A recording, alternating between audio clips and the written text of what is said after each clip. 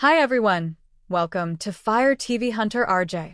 I'm Deborah, and today we're installing Palantir 3, the top Kodi Addon for HD movies and Spanish series in 2025.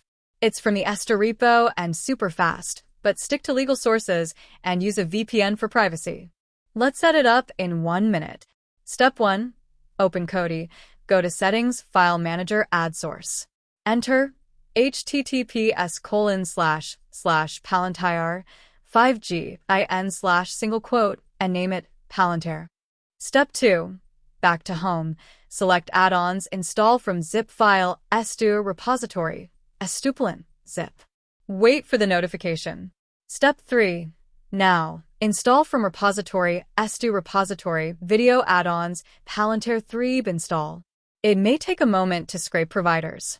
Step 4. Launch from add-ons, search movies or series, and pair with real-to-breed for premium links. Pro tip: enable unknown sources first in system settings. Palantir 3 is live on your Kodi.